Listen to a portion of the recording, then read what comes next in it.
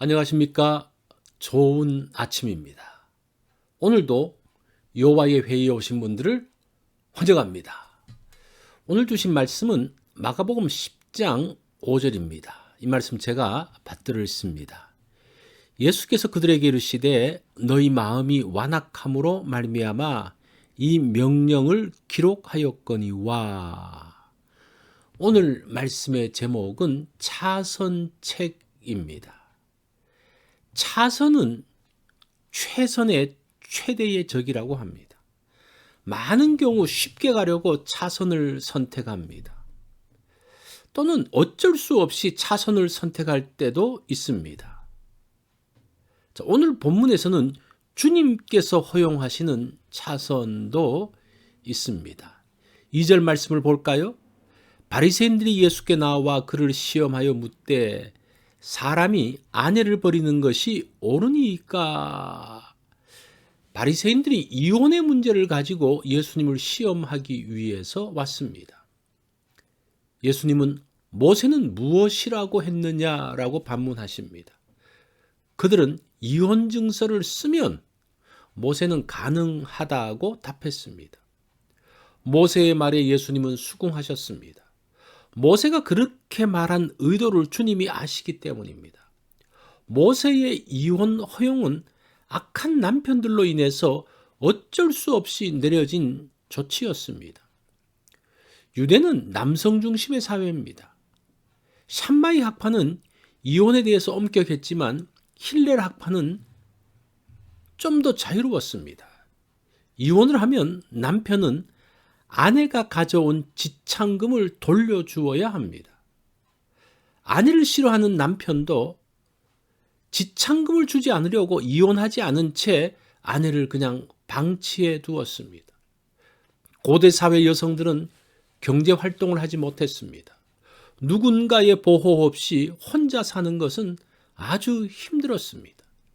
정식으로 이혼을 하면 재혼하여 그 여자가 보호를 받을 수 있었습니다. 지참금도 돌려받을 수 있었습니다.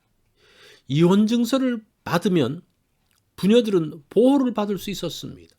그런데 유대 사회에서는 남편만이 이혼 증서를 쓸 수 있었습니다. 자, 5절 말씀을 볼까요?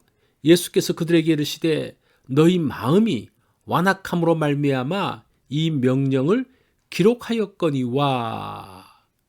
이것은 이혼하라는 말이 아닙니다. 법을 악용하는 남자들로부터 불쌍한 부녀들을 돕기 위한 차선책이라는 겁니다. 종종 이혼이 불가피한 경우가 있습니다. 심각한 신체적인 위험이나 위험에서 자녀들을 보호하기 위함입니다. 사람의 완악함을 인해 차선책을 허용하셨습니다. 또 음행의 원고로도 이혼을 허용하셨습니다. 하나님의 원래 의도는 하나님이 짝지어 주신 것을 사람이 나눌 수 없다는 것입니다. 부부의 하나됨은 거룩한 연합입니다. 하나가 된 것을 나누려고 찢으면 아픔이 크기 때문입니다. 예수님께서 차선책을 허용하신 것은 율법을 어김이 아니라 충실하기 위함입니다. 율법의 근본 정신은 사랑입니다. 이혼을 하지 않고 방치해둔 악한 자녀들에게 고통당하는 부녀를 보호하기 위한 조치입니다. 예수님께서 차선책을 말씀하실 때가 있습니다. 사람들이 어쩔 수 없이 차선을 택할 때가 있습니다. 그럴 때 내가 원하는 대로의 차선책이 아니라 율법의 근본 정신의 테두리 안에 있어야 합니다. 그럼에도 차선은 최선이 아닙니다. 최선의 것을 따라가야 합니다. 완악함으로 법을 악용하는 사람들의 시도가 있을 때만 어쩔 수 없이 차선책이 적용됩니다. 최선이 아닌 차선책 속에서도 말씀에서 벗어나지 않는 주님의 모습을 오늘 우리는 볼 수 있습니다. 말씀은 언제나 모든 것의 기준이 됩니다. 말씀 가운데서 균형을 갖기 원합니다. 최선의 삶을 따라가야 합니다. 차선은 말씀을 근거로 사랑의 동기로 시행되어야 합니다. 하나님은 최선을 선택하라고 하십니다. 오늘만이라도 최선의 길을 선택해 보십시오. 이것이 오늘 여호와의 회의에서 주신 말씀입니다. 오늘 하루 살면서 차선을 해야 된다면 차선 속에서도 균형을 잃지 않으면서 하나님의 말씀과 그 사랑의 동기로 해야 됨을 기억하는 그러한 날이 되기를 바랍니다.